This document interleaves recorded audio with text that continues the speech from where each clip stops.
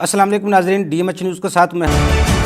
जलील ऐवान law company की जानब से पंजाब बार काउंसिल के इलेक्शन 2025 और 30 के उम्मीदवार गुलाम अब्बास साहिर ऐवान के एजाज में अनाउंसमेंट तकरीब का इनकाद किया गया। तकरीब का आगाज तिलावत कुरान पाक से किया गया, जिसका एजाज हाफिज Abdullah Azam ऐवान advocate high court और नाज शरीफ का एजाज शेख सखावत को हासिल हुआ। जलील ऐवान लॉ कंपनी की जानब से गुलाम अब्बास साहिर ऐवान की फुल वोट और सपोर्ट का ऐलान किया गया। इस मौका पर वकला बरादरी की कसीर तादाद मौजूद थी। Malik Jalil Aiwan advocate high court legal adviser Punjab university ने इस मौका पर लाहौर सीट के उम्मीदवार Ghulam Abbas Sahir Aiwan, Ashfaq Aslam Khan Sheikhupura seat, Mirza Amir Baig Lahore seat, Fahad Akram Bhatti Kasur seat, Sohail Murshid Lahore seat, Irfan Hayat Tarar Lahore seat, Sheikh Sakhawat Lahore seat, Chaudhry Matloob Sandhu Lahore seat, Abid Hafeez Virk Lahore seat, Sumara Hussain Lahore seat, Awais भट्टी Lahore seat, Kamran Bashir Mughal Lahore seat, barrister Saeed Nagra Lahore seat, Ashiq Ali Rana सदर ILA पंजाब चैप्टर, शेख